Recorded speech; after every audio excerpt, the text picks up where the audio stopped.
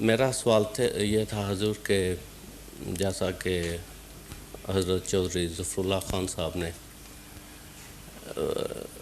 عربوں کی بہت مدد کی ان کے حقوق حاصل کرنے کے لیے، اور خاص کر وہ پاکستان کے پہلے آمدی وزیر خارجہ بھی تھے، تو جو آج کل ملاؤں نے کشمیریوں کی مدد نہیں کی تھی انہوں نے، وہ کیوں بھول گئے آپ؟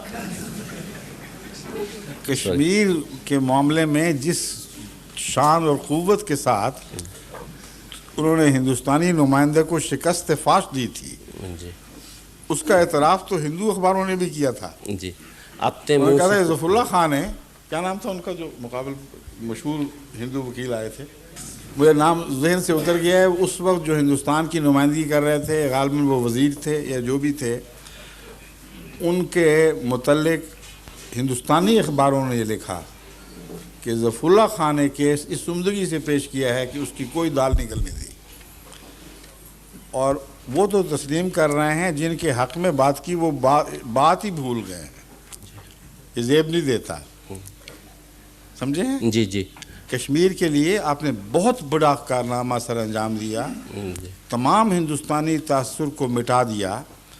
میری ایک حیثیت ہے پاکستانی کی، اس حیثیت سے میں چوہدری صاحب کا ممنون ہوں۔ ایک میری حیثیت ہے عالمی مسلمانوں کی وہ نمائندگی جس میں ہندوستانی بھی شامل ہیں، افریقن بھی ہیں، انگریز بھی ہیں، اس پہلو سے میں کوئی پیروکیل ایٹیچیوڈ لینے کا حقدار نہیں ہوں، سمجھے ہیں؟ اس لیے بحیثیت خلیفۃ المسیح میں ہر قوم کے حق میں اس کے انصاف کی بات کروں گا، اور تعصب کے نتیجے میں اگر میں بات کروں گا تو خلیفہ بننے کا نہ اہل رہوں گا، نہ اسلام کی نمائندگی کروں گا۔ اس تشریح کے بعد اب آپ فرمائیے حضور، آپ کا کیا سوال ہے؟ میں وہ کوئی الزام تراشی نہیں کر رہا نہیں تھا، میں سمجھ گیا ہوں، آپ نے بڑے پیار سے بات کی ہے، میں تشریح کر دی ہے۔ جی جی آپ کا سوال ساری دنیا سنے گی، جی اب یہ بھول رہے ہیں جی ٹیلی ویژن کے ذریعے، جی اس لیے اگر میں یہ تشریح نہ کرتا تو لوگوں نے یہی سمجھنا تھا جی کہ ظفر اللہ خان نے کشمیر کے متعلق کچھ نہیں کیا، باقی سب عربوں کے پاس چلے گئے لیکن کشمیریوں کو وہ بھول گئے۔ میری نا علمی کی وجہ سے میں نے میں سمجھتا ہوں، آپ پہ الزام نہیں، جی مگر میری مجبوری ہے، مجھے ساتھ ساتھ تشریح کرنی پڑتی ہے۔ جی شکریہ۔ اچھا فرمائیے۔ وہ یہ میں سوال کر رہا تھا حضور کہ پاکستان میں جماعت احمدیہ کے خلاف جو الزامات تراشے جاتے ہیں، مینن ہو سکتا ہے، کرشنن مینن، مگر پھر میں چیک کر لوں گا۔ جی فرمائیے۔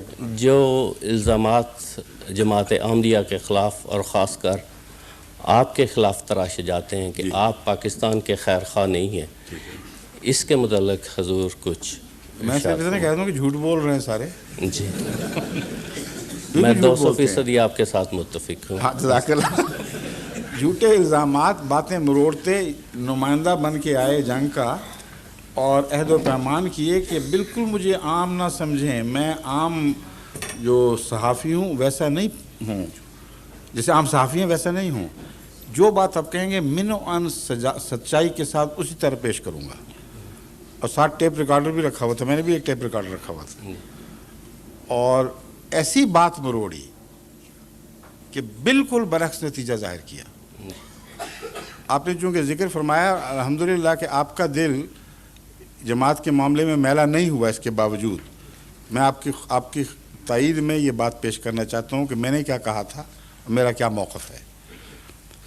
کشمیر کے متعلق سب سے پہلے میں نے ان سے یہ کہا کہ کشمیر کی آزادی کی موومنٹ پاکستان کی جماعت احمدیہ ہی نے چلائی تھی، اور اس بات کے قطعی تاریخی شواہد موجود ہیں کہ میرے والد نے بحیثیت خلیفۃ المسیح نہیں بلکہ ایک پاکستانی کی حیثیت سے جس کو ہندوستان نے باہر نکال دیا تھا یا نکلنے پر مجبور کر دیا تھا، آپ نے کشمیر موومنٹ کا آغاز کیا، اور شروع میں وہ کیا نام تھا ان کا، ہمارے وفات پا گئے ہیں کشمیری لیڈر، گلکار صاحب، غلام نبی گلکار، اور اس طرح اور بہت سے تھے، وہ حضرت خلیفۃ المسیح سے آ کے ہدایتیں لیا کرتے تھے، آپ ہی نے روپے خرچ کیے جماعت کی طرف سے، اور قبائل میں نمائندے بھیجے، ان کو آمادہ کیا، اور پٹھان احمدیوں نے بہت اس میں خدمت سر انجام دی.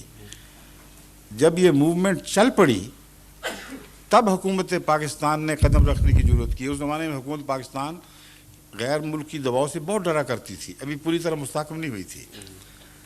جب چل پڑی اور بالآخر لڑائی شروع ہوئی تو لڑائی کے دوران جماعت احمدیہ کے موقف تھا کہ اب ہاتھ کھینچنا جائز نہیں ہے. اب اپنے حق کی خاطر اگر لڑ رہے ہو یا کشمیریوں کے حق کی خاطر لڑ رہے ہو تو پھر لڑتے رہو اور انٹرنیشنل دباؤ میں نہ آؤ. لیکن حکومت انٹرنیشنل دباؤ میں آئی اور تسلیم کر لیا کہ یہ ہماری ڈیوائیڈنگ لائن, یہ خط تقسیم ہے جس کو ہم تسلیم کرتے ہیں. یہ میں نے ان کو بتایا. میں نے کہا وہ جائز ہی نہیں تھا. جب ایک دفعہ آپ لڑائی چھوڑ بیٹھے ہیں تو پھر اس معاہدے کی خلاف ورزی کا آپ کو حق نہیں ہے. سمجھے کہ نہیں بات؟ جی شکریہ. جب آپ نے تسلیم کر لیا کہ ہم یہاں اور ہندوستان وہاں, اور کشمیر جو حقیقی کشمیر ہے اس کو ہندوستان کے کھاتے میں دے بیٹھے, لیکن اس فیصلے کے ساتھ کہ یہ معاملہ یونائٹڈ نیشنز میں اٹھے گا اور یہ چلے گا, یہ تصفیہ ہوگا. میں نے کہا یہاں تک بالکل درست ہے, مگر اس کے بعد یہ حق نہیں پاکستان کا بنتا کہ اس صورتحال کو قائم رکھتے ہوئے اپنے آپ کو کشمیر کا جائز حقدار سمجھے. کیونکہ اصول یہ تسلیم کیا تھا پاکستان نے کہ حق کے خود ارادیت کشمیری کا کام ہے, اور یہ جو تقسیم ہے یہ عارضی تقسیم صلح کی خاطر ہے, اور فیصلہ کرنا نہ پاکستان کا کام ہے نہ ہندوستان کا کام ہے. کشمیر ہی کا کام ہے کہ وہ فیصلہ کرے. میں نے کہا اس اصول پر قائم رہیں تو باصول بات ہے, اس اصول کی خاطر لڑیں. مگر یہ جو کہہ رہے ہیں کہ کشمیر, وادی کشمیر کے بسنے والے کو پاکستان سے ملنے کے سوا کوئی اختیار نہیں ہے, یہ درست نہیں. جہاں آپ یہ سوال اٹھائیں گے وہاں خود ہی جس پلیٹ فارم پر کھڑے ہیں اس کو ڈسٹروائے کر دیں گے. اصول یہ ہے کہ جو جس ملک کا باشندہ ہے اس کا حق ہے وہ فیصلہ کرے.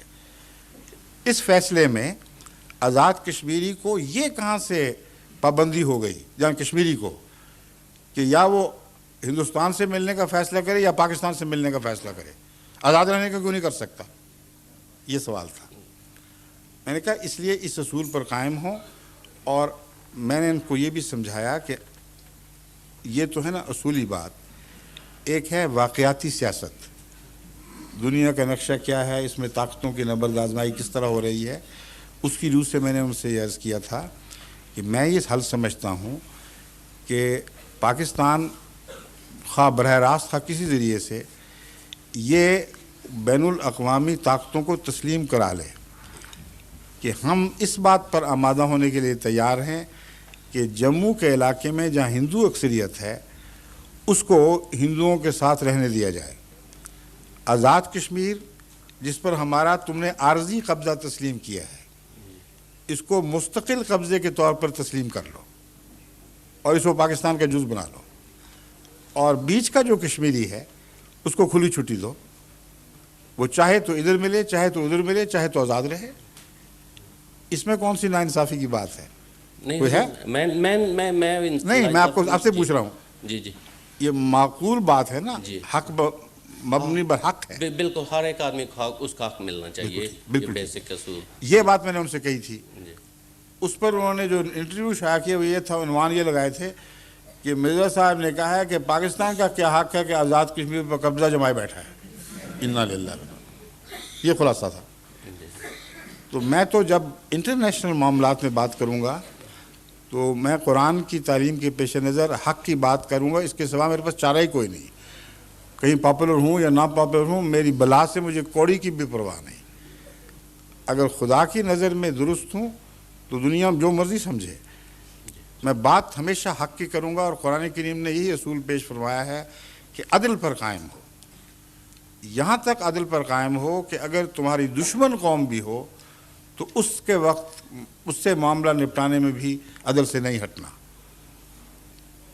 وَلَا يَجْرِمَنَّكُمْ شَنَآنُ قَوْمٍ عَلَىٰ أَلَّا تَعْدِلُوا قلبي اذكر أحمد عين الهدى مفن العدا برا كريما محسنا بحر العطايا والجدا